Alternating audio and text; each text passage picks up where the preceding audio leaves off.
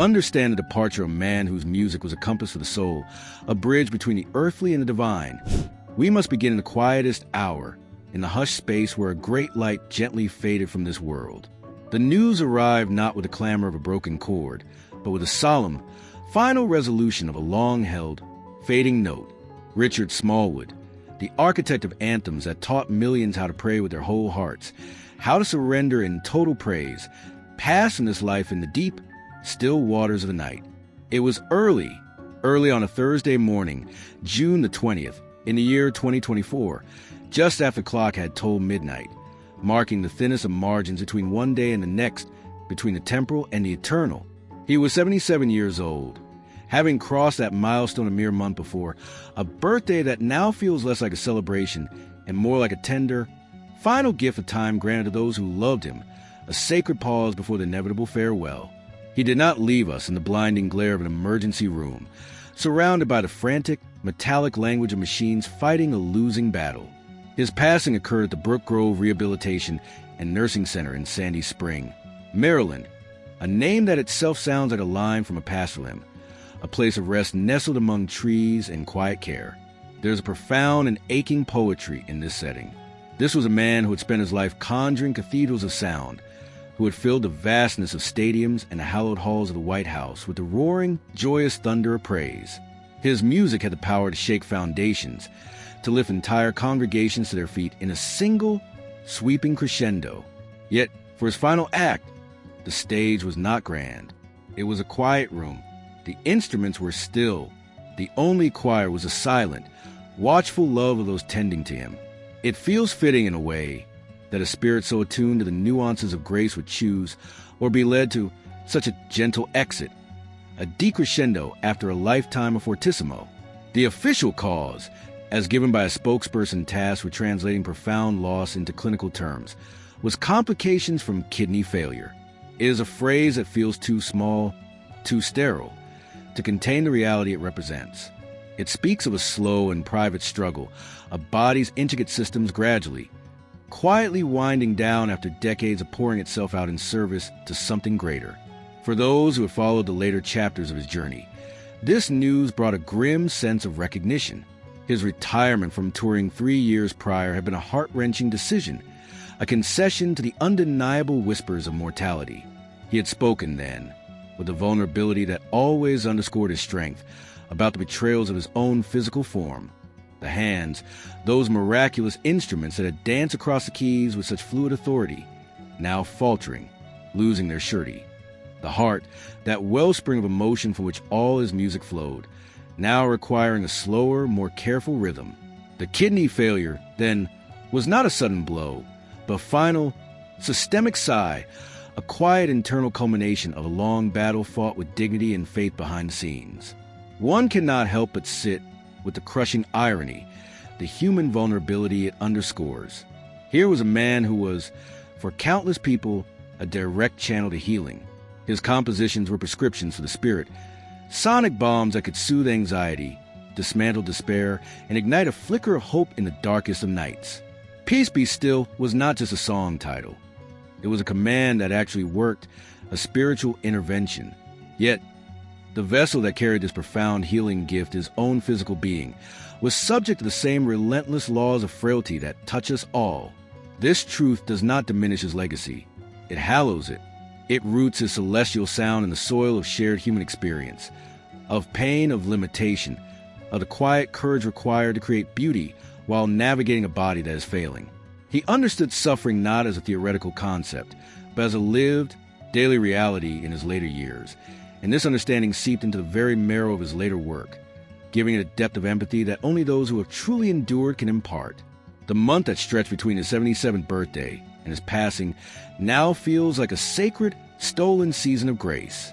One imagines it filled not with the roar of applause, but with the soft tones of cherished voices visiting, of prayers whispered at his bedside, of the silent, steadfast presence of family and chosen kin.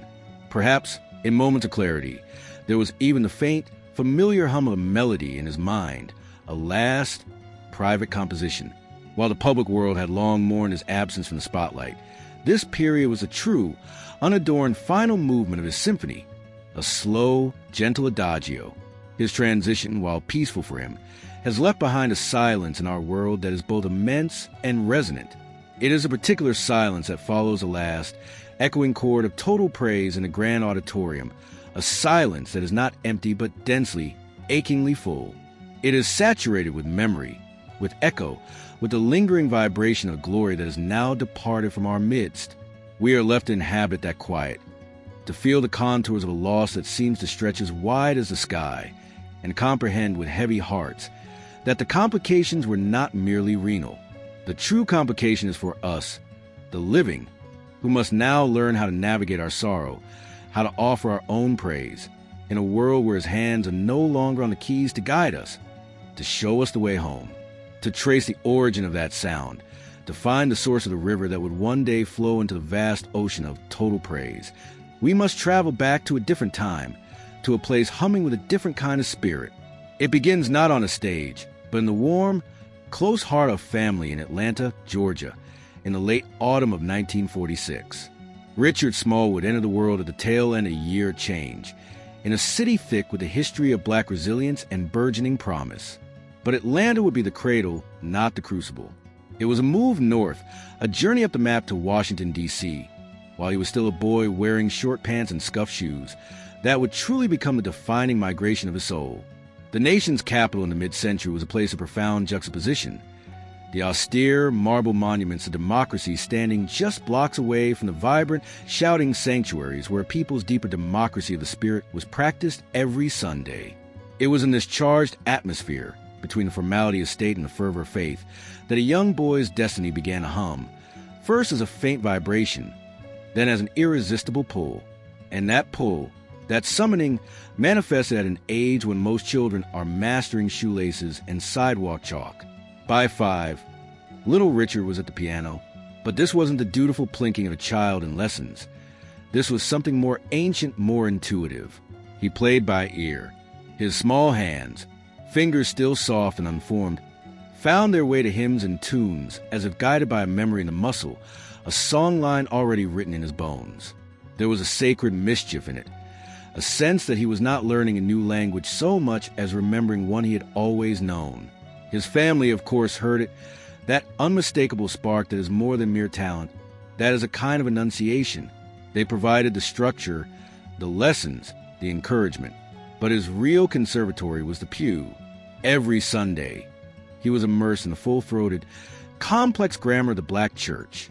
The groaning bass of the organ was his foundation. The intricate, weaving harmonies of the choir, a lattice of human emotion, were his theory lessons. The call and response, that ancient and vital thread connecting pulpit to pew, taught him that music was never a solo act, but a conversation between a people and their God. This soundscape, rich with joy, laced with suffering, buoyed by hope, became the native tongue of his heart. This binary, the structured and the spiritual, the academic and the anointed, would become the central tension and harmony of his entire life. He didn't just receive an education. He embarked on a scholarly pilgrimage to understand the very essence of the sound that possessed him. Howard University wasn't merely a college. It was the mecca of black intellectual and artistic ambition. There, he submitted himself to the rigorous discipline of the European classical canon, earning a bachelor's degree in piano and voice. He mastered the structures of Mozart, the complexities of Chopin. He learned the rules so he would know later how to transcend them. But for a mind as deep and searching as his, this was only the first movement. He felt a gravitational pull toward the roots, a need to dig into the soil from which the music of his people, and thus his own spirit, had sprung. So he pursued a path less traveled, a field of study that was at the time a radical act of self-discovery, a master's degree in ethnomusicology, with focus on the music of the African diaspora. Consider the profound weight of that choice. While his fingers practiced scales, his intellect embarked on a journey across oceans and centuries. He studied the field hollers that encoded maps to freedom in their melodic lines. He analyzed the ring shouts that preserved sacred African circular dance in the New World. He dissected the polyrhythms of the Caribbean and the spirituals born in the crucible of American slavery. This was not dry, detached scholarship. This was an act of reverent archaeology, a systematic gathering of his own scattered musical inheritance. He was collecting the shattered pieces of a mirror and learning how to reassemble it, so he could see his own face and the face of his God more clearly. This fusion is the alchemy that created the unmistakable Smallwood sound. When you hear the majestic processional opening of Psalm 8, you are hearing the gravitas of a Bach chorale filtered through the Pentecostal fire of a storefront church. When you feel the soaring, emotional release in I Love the Lord, you're feeling the centuries-old cry of the spiritual finding its full orchestral voice. The young boy playing by ear in a Washington, D.C. sanctuary had become a musical theologian, a bridge builder. He built a span between the conservatory and the choir stand, between the history book and the hymnal. And in doing so, he found a voice that was both profoundly learned and achingly human, a voice that could speak to the scholar and the supplicant in the same glorious breath. The emergence of his voice upon the world was not a sudden, dramatic entrance, but rather the gradual, inevitable rising of the sun, a light that spread, warmed, and eventually defined the landscape itself. The 1970s found Richard Smallwood in a season of gathering, of building not just a choir but a vessel. He formed the Richard Smallwood Singers, and in that act, he created more than a musical group. He founded a family of sound, a laboratory of spirit. This was his workshop, the sacred space where the dense, scholarly theories from his studies and the raw, electric faith from his childhood could be kneaded together into something living and breathing. Their debut album in 1982 did not sound like a first effort. It arrived fully formed, a mature and sophisticated declaration that a new kind of gospel had taken root, one that wore intelligence and its anointing with equal grace. It was clear that this was no fleeting choir. This was the beginning of a ministry conducted at the piano, a vision being translated into harmony. But it was the 1990s, with the inspired formation of his group vision, that the panorama of his imagination was finally unveiled in all its breathtaking scope. The name was not merely a label. It was a prophecy fulfilled. Richard Smallwood had always heard a symphony where others heard a song. He envisioned a canvas vast enough to hold the disciplined grandeur of a string section alongside the untamed, joyful noise of the church tambourine. A sound with complexities of a Bach-inspired fugue could dance seamlessly with the gut-level honesty of a gospel shout. With vision, that panoramic soundscape became audible reality.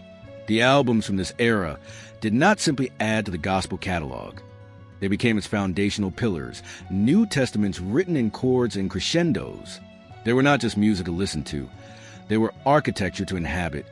Sanctuaries built of sound where one could dwell and find peace. And then there are the songs. To speak their titles is to invoke a liturgy, to recite the sacred texts of a modern faith. Total praise. These two words alone have the power to quiet a room, to slow a heartbeat, to orient a soul toward heaven. From its humble, reverent beginning, a simple, truthful piano line in the key of F, a melody that feels less composed and more like a discovered prayer, it builds, layer upon patient layer, into a triumphant, soaring modulation at A-flat that feels less like a musical technique and more like a spiritual ascension. It is a journey from a kneeling position to the standing ovation of the spirit. It has become the international anthem for moments that defy words, for gratitude that is too deep, for grief that is too sharp, for joy that is too expansive. It is sung by mass choirs in grand cathedrals and whispered by single voices in hospital rooms. It is a final song at grand celebrations and the first breath of hope at funerals. It is and will forever be his magnum opus, his amen to the world. But the canon is rich, deep, and generously populated with other anthems that have carved their own spaces in the heart of the faithful. Center of My Joy is the warm, intimate counterpart, a personal love song to the divine, a confession devotion so tender it feels like a secret shared. I Love the Lord begins with a haunting, spoken word lament, a recitative of doubt and pain that every human recognizes, before it erupts, almost against its own will, into a glorious, unstoppable torrent of testimony. Its journey from questioning to declaration was so powerfully human that it found a second, immortal life when Whitney Houston, in the midst of her own famed struggles, poured her entire being into it for the preacher's wife, allowing her unparalleled voice to become a vessel for its universal ache and triumph. Psalm 8 is a majestic, sweeping musical setting that feels less like a song and more like a ceremony, a perfect marriage of his ethnomusicological reverence for text and his gift for monumental orchestration. Anthem of Praise is exactly what its title promises: a bustling, intricate, and joyfully complex celebration, a musical tapestry so vibrant it seems to contain the sound of sunrise itself. The accolades that flowed to him were not the prizes he sought, but they were the world's inevitable, awestruck response to the impact. A Grammy Award sat beside multiple Stellar Awards and Dove Awards, tokens of respect from both the sacred and secular realms that had been united by his music. His induction into the Gospel Music Hall of Fame was a formal enshrinement of what the people had canonized in their hearts decades prior. Yet, perhaps the title he carried with the most unspoken pride was not award winner, but professor. For years, he returned to halls of Howard University and other institutions, not as a celebrity guest, but as a teacher. In the classroom, he was paying forward the great gift of his own education, shaping the architects of the next generation sound. He was teaching not just chord progressions, but philosophy, not just technique, but theology. He was imparting the why behind the what, ensuring that the intellectual rigor that undergirded the spiritual expression would not be lost. For Richard Smallwood, music was never entertainment. It was a sacred vocation, a high and holy calling. Every modulation was a deliberate turn toward the light.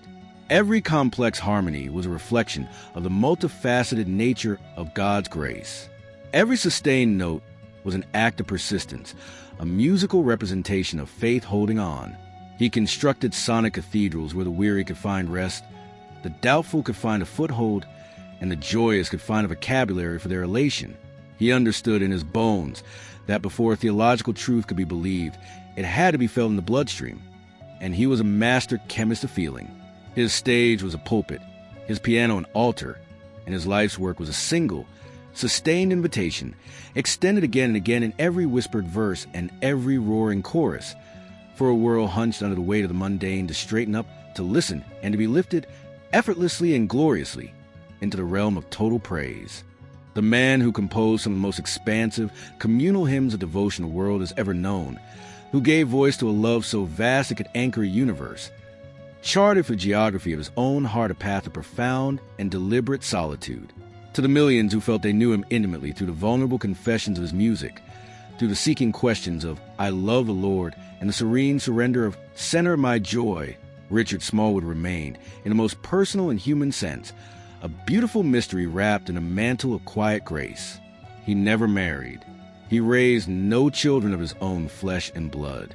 In a culture that often conflates legacy with direct lineage, that measures a life's fulfillment by the family portrait on the mantle, his personal circumstances could be misread as a life of poignant loneliness, a solitary figure at the bench of grand piano in an empty room. But to perceive his life in this way would be to misunderstand the very essence of the man and the extraordinary, chosen family he cultivated over a lifetime. His was a legacy of intentional kinship, a sprawling tapestry of relationships woven not by biology, but by shared purpose, by divine harmony, and by a mutual, abiding devotion to something greater than themselves. When gently probed about family in interviews, his answers were never evasive, but they were quietly revolutionary. He would speak, with a soft yet unwavering certainty, of his musical family. This was a vast intergenerational network of singers, musicians, arrangers, producers, and engineers who had passed through the sacred vessels of the Richard Smallwood Singers, through vision, and through every iteration of his ensembles. These were not mere employees or transient collaborators. They were his sons and daughters in the spirit, his brothers and sisters in the arduous and joyful work of creation. He nurtured their gifts with paternal care, challenged them to musical and spiritual heights they did not know they could reach, and celebrated their individual journeys with pride that glowed in his eyes. The choir stand was his living room, the recording studio, his kitchen table where the family meal of melody was prepared. The bonds forged in the crucible of creating those timeless sounds, in the fatigue of long rehearsals and the ecstasy of perfect take, were as real, as binding, and as permanent as any strand of DNA. Then there was his church family, the deep and unwavering spiritual anchor of his existence. He was, always and fundamentally, a son of the black church tradition, and that connection was the bedrock upon which he built everything. the pastors who offered wisdom, the mothers of the church whose prayers formed protective hedge around him, the deacons who shook his hand with knowing respect, the faithful in pews who received his music not as performance, but as their own heartfelt testimony. They were his true home. They were the first to hear a new composition. The gentle, trusted critics, the unwavering supporters who ensured his feet remained planted on sacred ground even as his fame sought to lift him into a more rarefied air. In their midst, he was not Richard Smallwood, the Grammy-winning maestro. He was Brother Smallwood. He was Richard the pianist. He was a humble servant, offering his extraordinary gift back to the very community that had midwifed it. And finally, there was his devoted team, the managers, publicists, and a close circle of friends who formed a serene, protective orbit around him, especially in his later years as his health presented its quiet challenges. They were the gatekeepers of his peace, the stewards of his precious energy, the ones who handled the bustling business of the world, so he could remain singularly focused on the quiet business of ministry through music. Within this inner sanctum, he could be fully, unguardedly himself. The intellectual who loved deep discussion, the perfectionist who could hear a single flat note in a 30-voice choir, the man with a dry, understated humor, the friend who needed care and comfort as well as gave it. His biological family, his parents, his siblings, were the foundational chord, the root note from which all this other magnificent music eventually flowered. They were the ones who first heard the gifted child picking out melodies that seemed to drift in from another realm, who sacrificed to provide lessons, who planted the seed in fertile soil. They remain a cherished, fiercely private source of love and personal history, deliberately shielded from the glare of the public eye. He honored them not by speaking their names from stages, but by living the purpose they had seen in him and helped to nurture. So, when we search for Richard Smallwood's family, we must expand our vision far beyond conventional frame. He was a father to a movement, a brother to an entire generation of artists who carry his influence in their very approach to song, a son to a global church that claimed him as their own. His love was not concentrated in a single household, but was diffused like sunlight through a magnificent stained glass window, touching countless lives with specific, breathtaking hue of grace, discipline, and sublime beauty. He leaves behind no direct heirs to carry his surname into the next century, but he leaves a global, eternal family, united by a shared spiritual language, the language of his songs, to carry his spirit forward. In the quiet sanctuary of his personal life, he built a cathedral connection so vast, so resonant with love, that its echo will truly never ever fade.